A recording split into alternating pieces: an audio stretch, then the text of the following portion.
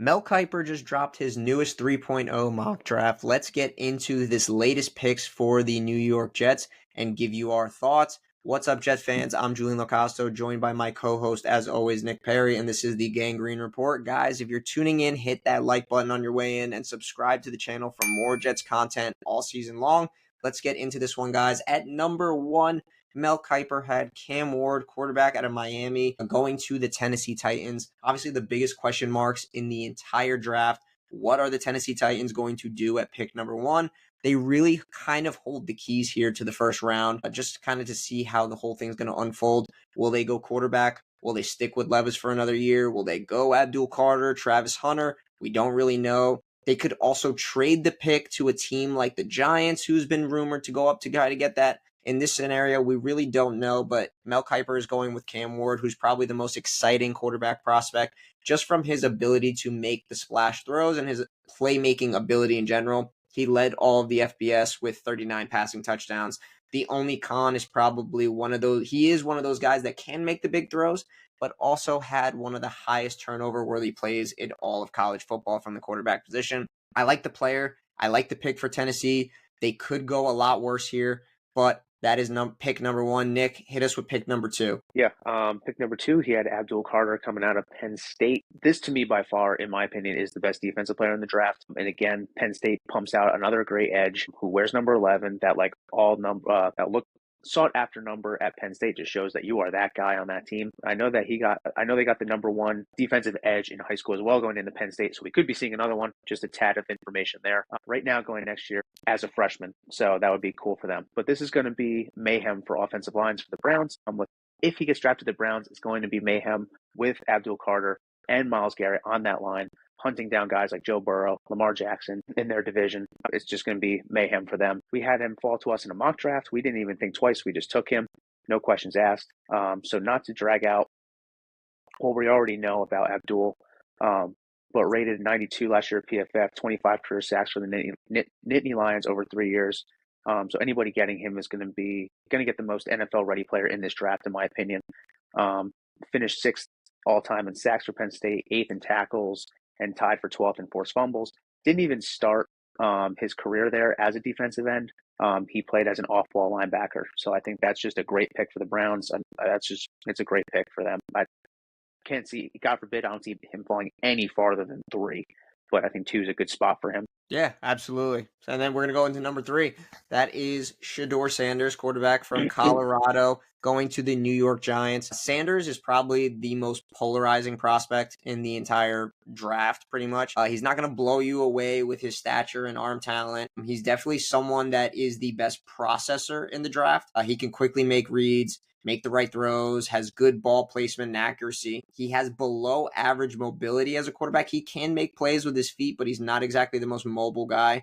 And he doesn't have exactly the greatest deep ball or arm strength. I think this has been a guy that was on the Giants' radar for a really long time. We all saw the viral post that he put out of him wearing the Giants cleats. This is a guy that seriously seems like he wants to go to New York at this point. They've done a lot of work to revamp that defense this offseason, so they put a lot of resources into that side of the ball. A quarterback's best friend at times is a team that can get off the field on defense and stop the other team and give the offense another opportunity to put up points. So this is what I think the Giants really need here.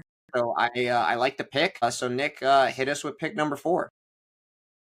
Yeah, absolutely. So number 4, he had Travis Hunter out of, obviously, we both know, 2-way player, wide receiver, corner, going to the New England Patriots. So obviously another Colorado guy here, and Shedeur's number 1 target throughout the season. He did play two sides of the ball, so we can kind of go over just a little bit of both very quickly. Mm-hmm. Overall, 3 years in college football, 1 at Jackson State, as we know, 2 at Colorado, amassing 9 interceptions and having an overall coverage grade of PFF at 90. Another just freak athlete, can stick to you like glue, make these crazy interceptions, even those 50-50 balls, with him being at 6'2", 185. To switch over to the offensive side of the ball, where he was rated at 87 overall on offensive snaps by PFF. 24 career TDs, which is crazy for playing 2 sides of the ball. I think with his explosiveness and his 40 time, which is projected to be about a 4.38, 4.42, is what I saw, he will be able to be that outside Garrett Wilson kind of guy on the Patriots who get that speed, as we've seen him play. He is shifty, so he runs like Garrett, like a human joystick. This is going to be a guy that we as Jet fans are going to have nightmares about if we have to play him twice a year. But it will be marked on our calendars as one of those games where Sauce is going to go after you and Sauce is going to match up with you. For the Patriots, I think he fits in great, especially with that new Mike Vrabel offense that's going to be coming in there. They kind of just revamped everything. They've been on a spending spree. So I think adding Travis Hunter could be just another piece of that puzzle for them. So I think Travis Hunter, you can go either way, but take us into number 5, who Mel Kiper had here. Yeah, number 5, Mason Graham, interior defensive tackle out of Michigan, going to the Jacksonville Jaguars. This is a very popular pick for them at number 5. They've had him going here for a lot of mock drafts, not even just Mel Kipers, just every mock draft you see Mason Graham pretty much go around this point, no higher, no lower. The lowest I've seen him go is maybe just to us at pick 7. Graham has shorter than ideal arms for an interior defensive lineman. That was pretty much the biggest knock on him so far. He is very fast though, violent, relentless. He can stop the run with great strength. He brings a high floor at all times and a high ceiling in flashes as a 3-tech defensive tackle for a 4-3 front. This guy has been one of the most dominant interior forces in college football the last couple seasons. Jacksonville is desperately in need for a defensive stalwart. This would be a great pick for them, considering that they really are lacking in that interior portion of the defensive line. They have 10 picks in this draft, which is more than anybody in the NFL right now this year. So no surprise that new GM James Gladstone is waiting to attack this position with pick number 5 here. So I really, really like the pick for them. I just feel like they've done a lot to get edge depth. They haven't really attacked the interior as much. So I can see them really going with this pick to kind of round out their defensive line. Yeah, absolutely. I think you hit it too. I think the lowest I've seen him is like 7 to us. Yeah. The guy's an absolute freak. But number 6, they had Ashton Genty, running back from Boise State, going to the Las Vegas Raiders. I don't know what we can say about the running back position here. I mean, he's just a freak at this position. If you watched any college football last year, I guarantee you saw some form of highlight of this guy. 50 touchdowns, but did have a little bit of a fumble problem. He did have 10 fumbles to his career. He did set the single season rushing record, 2,497 yards. Almost hit that 2,500 mark. Most recorded rushing touchdowns in a game with 6. I think their first game this year against Georgia Southern, I believe that was. Yeah. Coming off 6, and he finished second in the Heisman. I think him going to a Pete Carroll style offense with a good veteran quarterback presence with Geno Smith, much respect to him, former Jet, will be great for them, and a great learning curve for him as well, coming into that running back position. Obviously, they lost Josh Jacobs 2 years ago, had an outstanding career year in Green Bay this year. So just another great running back for them to have there in Vegas. He's going to give the hardest part is he's going to an extremely tough division there with the Broncos, Chiefs, and Chargers, but he can really shine in this whole revamped Las Vegas team, hopefully behind Pete Carroll and Geno Smith. Yeah, absolutely. And then finally, we are going to get to our New York Jets pick here. Tyler Warren, tight end out of Penn State, going to the New York Jets.